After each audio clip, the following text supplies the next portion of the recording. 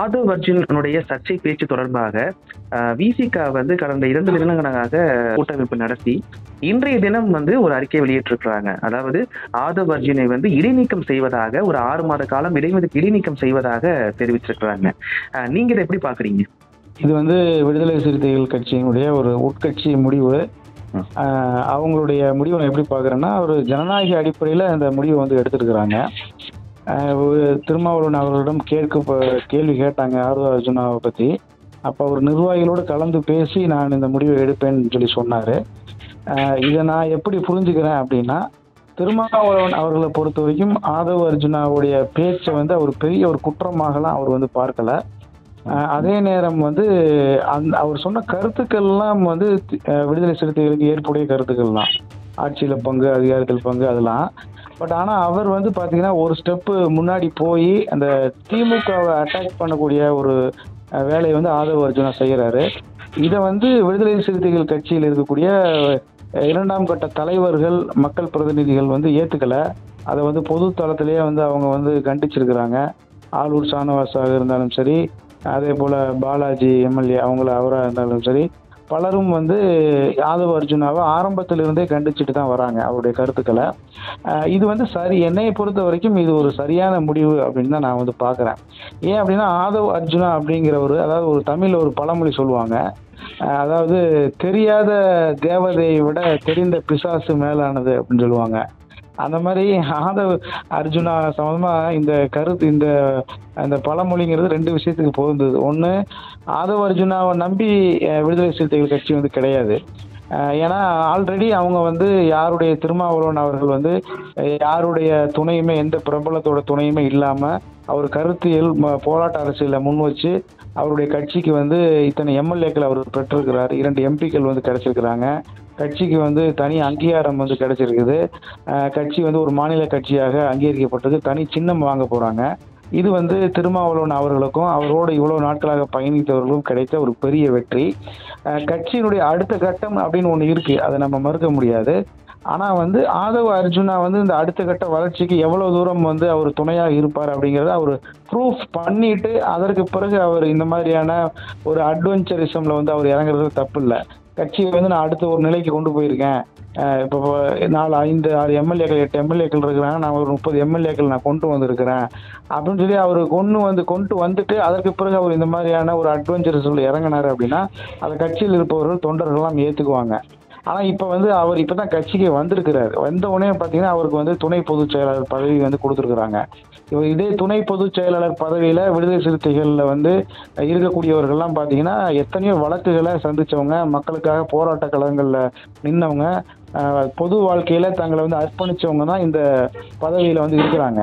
ஆனால் இவர் வந்து எடுப்பில் இவருக்கு இந்த பதவி கிடைச்சிருக்கு அப்படின்னா அது வந்து ஒரு அரசியல் கட்சியினுடைய அது ஒரு செயல்படும் விதம் ப்ராக்டிக்கலாக அப்படி தான் நடக்கும். ஒரு பெரிய பணக்காரர் அவர்.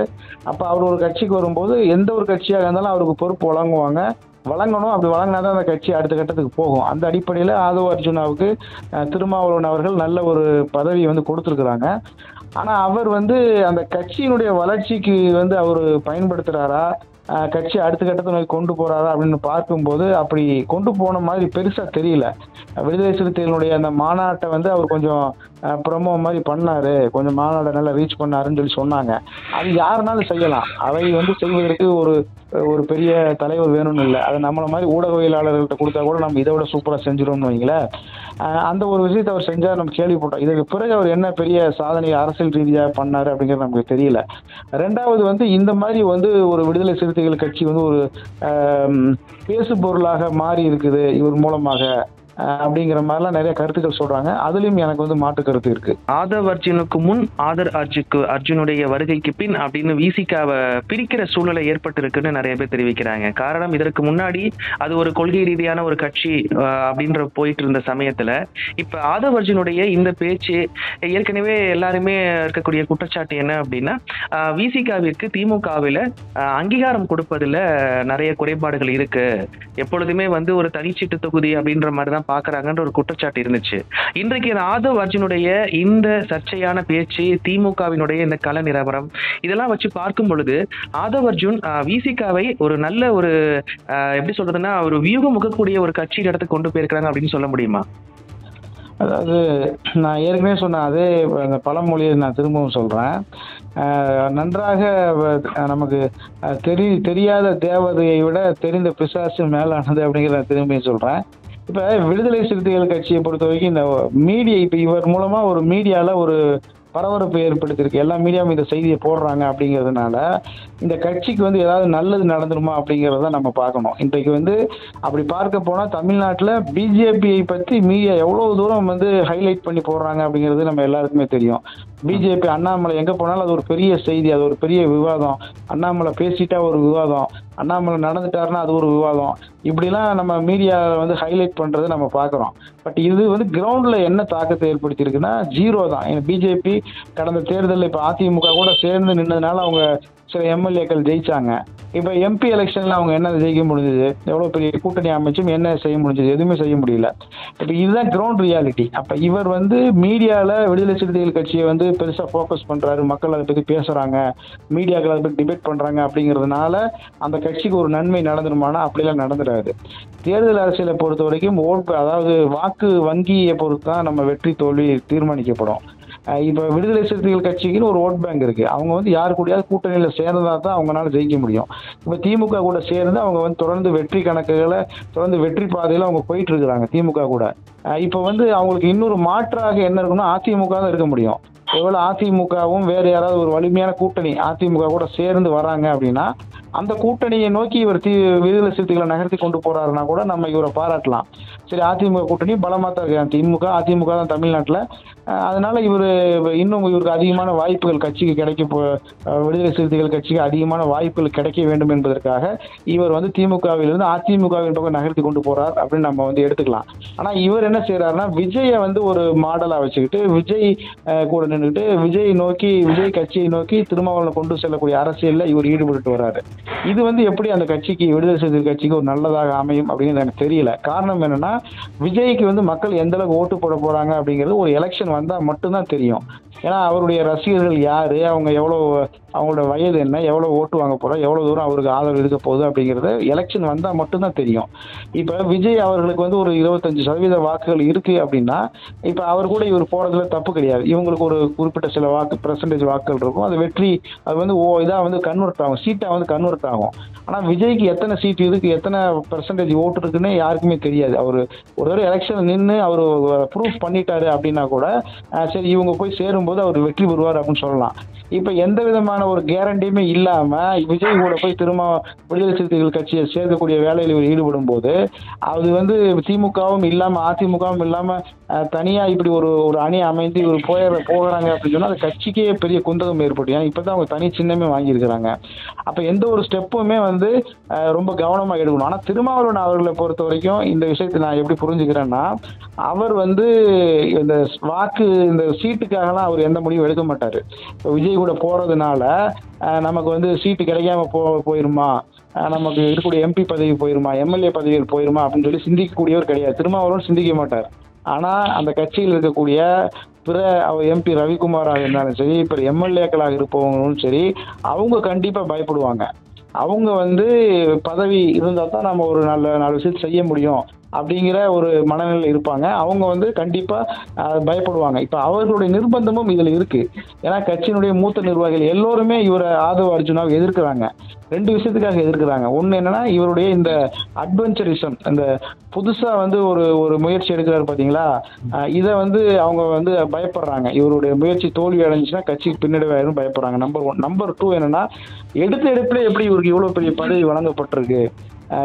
பலரும் கட்சிக்காக உழைத்து கொண்டிருப்பவர்கள் எத்தனையோ பேர் இருக்கும்போது இவருக்கு வந்து எடுத்தோன்னு இந்த பதவி வழங்கப்பட்டிருக்கு அப்படிங்கிற அந்த ஜீலியஸ் அப்படின்னு கூட நம்ம சொல்லலாம். அந்த அடிப்படையிலும் அவரை வந்து எதிர்க்கிறாங்க. பட் ஆக மொத்தத்தில் ஒட்டுமொத்தமா கட்சிக்குள்ள அவருக்கு எதிர்ப்பு இருக்கு. திருமாவளவன் அவர்கள் வந்து ஆதவ அர்ஜுனாவை கடுமையாக பேசாவிட்டாலும் கூட ஒரு சாஃப்ட் அப்ரோச் வந்து அவர் பண்ணனாலும் கூட கட்சிக்குள்ள ஆதவ அர்ஜுனாவுக்கு கடுமையான எதிர்ப்பு இருக்கு. அதை தாண்டி வந்து திருமாவளவன் அவர்களால் முடிவும் எடுக்க முடியாது. அதனால அவர் ஒரு ஜனநாயக ரீதியில அவர் இந்த முடிவை எடுத்திருக்கிறாருன்னு நான் பாக்குறேன். இப்ப வந்து திமுக கட்சியிலிருந்து கண்டிப்பாக நீக்கம் செய்ய வேண்டும் அப்படின்ற மாதிரி கோரிக்கைகள்லாம் வச்சுக்கிட்டு இருந்தாங்க, அதிகம் வலியுறுத்துனாங்க. இப்ப இந்த தற்காலிக இடைநீக்கம் அப்படின்றது திமுகவுக்கு எப்படி எடுத்துக்கிறது? வெற்றியா, தோல்வியா? திமுகவை பொறுத்த வரைக்கும் நம்ம வந்து ரொம்ப கவனமா நம்ம ஒரு விஷயத்தை பார்க்கணும். என்னன்னா, திமுகவினுடைய ஆட்சி வந்து கடந்த கால ஆட்சியும் சரி, இப்போது இருக்கக்கூடிய ஆட்சியும் சரி, இது வந்து மக்கள்கிட்ட வந்து ஒரு கடுமையான அதிருப்தியை ஏற்படுத்தி இருக்கு. அதெல்லாம் மாற்று கருத்து கிடையாது. திமுக அடுத்தது வந்து உதயநிதி ஸ்டாலின் வந்து அவங்க ஹைலைட் பண்றாங்க. அது வந்து அது கூட பெருசா மக்கள்கிட்ட வந்து ஒரு எதிர்ப்புலாம் இருக்குன்னுலாம் நம்ம சொல்ல முடியாது. அது வந்து இயல்பா நடக்கிறது தான். கருணாநிதி, அதுக்கப்புறம் ஸ்டாலின், உதயநிதி அவங்க உள்ள அரசியல கொண்டு வரப்ப எல்லாருக்குமே தெரியும். அவரு சிஎம்மா தான் அவர் ஆக போறாங்க அப்படின்னு. அது வந்து பிரச்சனை இல்ல. அவரு சிஎம் ஆகுறதுல மக்களுக்கு பெருசா எதிர்ப்பு இல்ல. இப்ப என்ன பிரச்சனைனா, இவங்கள ஒட்டுமொத்த அந்த ஆட்சி மீதே ஒரு ஒரு இது இருக்கு. ஒரு அதிருப்தி மக்கள்கிட்ட இருக்கு. 2 கட்சிகள மாத்தி மாத்தி ஆட்சி பண்றாங்க. தமிழ்நாட்டுல பல பிரச்சனைகள் மக்கள் வந்து தொடர்ந்து சந்திச்சுட்டு தான் இருக்கிறாங்க. அந்த வெறுப்பு இருக்கு. புதுசா ஒருத்தவங்க வந்தா நல்லா இருக்கும் அப்படிங்கிற ஒரு எதிர்பார்ப்பு மக்கள்கிட்ட இருக்கு. அதெல்லாம் மாற்று கருத்து கிடையாது. திமுகவை பொறுத்த வரைக்கும் என்ன, ஒரு பெரிய நெருக்கடியில் இருக்கிறாங்க. 2026 தேர்தலில் வந்து விஜய் வரப்போறாரு. ஒருவேளை விஜய் ஏடிஎம்கே அலைன்ஸ் வந்துடுச்சு அப்படின்னு சொல்லி சொன்னா, அது மிகப்பெரிய ஒரு பின்னடைவை திமுகவுக்கு ஏற்படுத்துங்கிறதுல மாற்று கருத்து இருக்க முடியாது. அந்த அடிப்படையில் வந்து அவங்க வந்து இந்த கூட்டணி திருமாவளவன் இருந்தாலும் சரி, காங்கிரஸாக இருந்தாலும் சரி, இந்த 2 கட்சிகளும் தங்களோட போகக்கூடாதுங்கிறத ரொம்ப அவங்க கவனமா இருக்கிறாங்க. இப்போ பார்த்தீங்கன்னா, கடந்த தேர்தலெல்லாம் கூட மனிதநேய மக்கள் கட்சி, இந்திய யூனியன் முஸ்லீம் லீக்லாம் பெருசா திமுக வந்து அவங்க பெரிய உரிய மரியாதையெல்லாம் கொடுக்கல. ஏதோ வந்து ஒரு இது மாதிரி பண்ணாங்கன்னு வைங்களேன். ஒரு அவங்களால ஏதோ கொடுக்குறோம் இருந்தா இருங்கிற மாதிரி ஒரு அப்ரோச்சில் இருந்தாங்க. அதே போல மதிமுகவையும் கூட அவங்க பெருசா கண்டுக்கல. இடதுசாரிகளை கூட அவங்க பெருசா இது பண்ணல. ஏன்னா அடுத்து எப்படி நம்ம ஆட்சிக்கு வந்துருவோங்கிற ஒரு நம்பிக்கை அவங்கள்ட்ட இருந்ததுனால கடந்த சட்டமன்ற 2021 தேர்தலில் ரொம்ப ஒரு இதாக தான் இருந்தாங்க. ஆனா இந்த 2026ல அப்படி இல்லை. அவங்க திமுக மிகப்பெரிய ஒரு அச்ச மனநிலையில தான் இருக்கிறாங்க. விஜய் வந்ததுனால எங்க ஏடிஎம்கேவோட போய் சேர்ந்துட்டாரு அப்படின்னு சொல்லி சொன்னா, இல்ல சீமானும் விஜயும் சேர்றாங்க. இப்ப ஏதாவது ஒரு நெருக்கடி ஏற்படும் போது உதயநிதியா அல்லது உதயநிதி வெஸ் விஜய், உதயநிதி வெஸ் சீமான், உதயநிதி வெஸ் எடப்பாடி அப்படின்னு வரும்போது அவங்களுக்கு அது ஒரு டஃப் ஃபைட் தான். ஸ்டாலின் அப்படிங்கிறது வேற. அதனால திமுக பெரிய ஒரு நெருக்கடியில் இருக்கிறாங்க. ஆனால் அவங்க அழுத்தமும் இதில் இருக்கும் அப்படின்னு தான் நான் நினைக்கிறேன். மிகப்பெரிய ஒரு அழுத்தம் இருக்கும் அப்படின்னு தான் நான் நினைக்கிறேன். அதனால அவர் நீக்கப்பட்டிருக்கிறார் அப்படின்னு நான் பார்க்குறேன். இப்போ இந்த பிரச்சனை மூலியமாக விசிகாவில் இருக்கக்கூடிய உயர்மட்ட நிர்வாகிகள் பலரும் வந்து திமுகவுக்கு விசுவாசிகளாக இருக்கிறாங்க அப்படின்றது வெளிப்பட்டு இருக்கு அப்படின்ற மாதிரியான செய்திகளும் இருக்குது. ஏன்னா ஊடகங்கள்ல பேசும் பொழுது மிக அதிக அளவு சொந்த கட்சியில் இருக்கக்கூடிய துணை பொதுச்சாளரே வந்து வசைப்பாடுறதை வந்து நம்ம நேரடியாக பார்க்கிறோம். இதை நீங்க எப்படி பாக்குறீங்க? இல்ல, அவங்க வீசி பொதுவாக எந்த ஒரு பெரிய கட்சியோட கூட்டணி வைக்கக்கூடிய சின்ன கட்சிகள் இருக்காங்கல்ல, அவங்க வந்து அந்த கட்சியோட நிர்வாகிகள் வந்து அந்த மாதிரி ஒரு மனநிலையில இருப்பாங்க. ஏன் அப்படின்னா, இப்போ வந்து நம்ம ஓப்பனாக வெளிப்படையாக சொல்லணும் அப்படின்னா, இப்போ திமுகவினுடைய மாவட்ட செயலாளர்கள் இருக்கிறாங்க. அவங்க மேக்சிமம் எம்எல்ஏக்களாக, அமைச்சர்களாக பெரிய ஒரு பொறுப்புகள் இருப்பாங்க.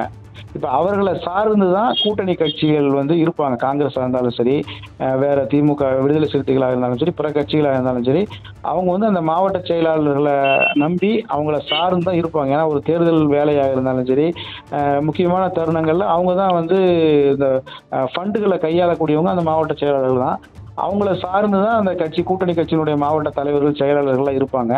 அதே போல எம்எல்ஏக்கள், எம்பிக்கள் வரும்போதும் இப்போ ஒரு எம்எல்ஏ விசிகள் இருக்கிறார் அப்படின்னா, அவருக்கு தொகுதியில் ஒரு காரியம் நடக்கணும் அப்படின்னா, அவர் வந்து ஆளுங்கட்சியான திமுகவின் அமைச்சர்களையோ அல்லது முதலமைச்சரையோ துணை முதலமைச்சரையோ பார்த்து தான் அவர் அந்த காரியத்தை சாதிக்க முடியும். அப்படி இருக்கும்போது இயல்பாகவே ஒரு நட்புணர்வு அப்படிங்கிறது இருக்கும். அந்த அடிப்படையில் அவங்க வந்து என்ன சொல்றாங்க, திமுக கூட்டணியில் இருக்கணும் அப்படிங்கிற கருத்தை வந்து சொல்லியிருக்கிறாங்க. நான் ஏற்கனவே சொன்ன மாதிரி திருமாவளவன் அவர்களை பொறுத்த வரைக்கும் எப்படின்னா, அவர் எல்லோரையுமே அரவணைத்து தான் செல்வார்.